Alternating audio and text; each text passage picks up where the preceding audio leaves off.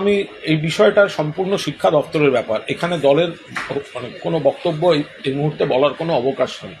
কিন্তু বিভিন্ন যেহেতু সংগঠনের বা বিভিন্ন যেহেতু কর্মপ্রার্থী বা যারা ভিকটিম, আদালতের রায় যাদের চাকরি গেছে, তারা যেহেতু যোগাযোগ করেন, সেই জায়গা থেকে বিভিন্ন ক্ষেত্রে বিষয়টা এত সরলীকরণের বিষয় নয়, অনেকটা খতিয়ে দেখা, সমস্ত রকমভাবে প্রত্যেকটা কেস টু কেস, এক একটা গ্রুপের এক এক রকম সমস্যা।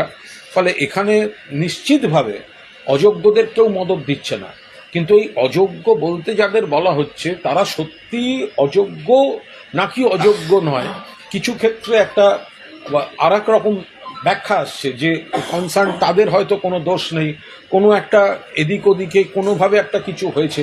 ফলে অযোগ্য বলে এক বন্ধনীতে যাদের ফেলে দেওয়া হচ্ছে, তারা প্রত্যেকেই অযোগ্য কি না সেইটা বোধহয় আরেকটু খতিয়ে দেখা বা আলোচনার অবকাশ আছে।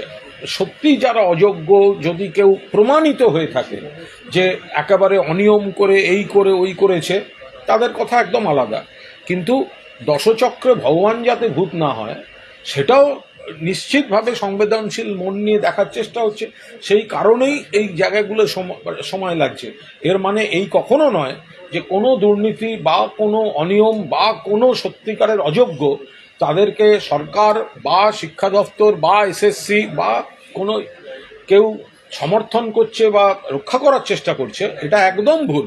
কিন্তু ওই বন্ধনীযুক্ত করতে গিয়ে যারা বা যাদের ক্ষতি হবে বা চাকরি যাবে, তারা সত্যি তারা জ্ঞাতার্থে কিছু করেছেন না কোনো একটা সিস্টেমে কোনো গণ্ডগোলে তারা এটা করেছেন, সেই মানবিকতার খাতিরেই সংবেদনশীলভাবে বিষয়গুলো দেখা হচ্ছে।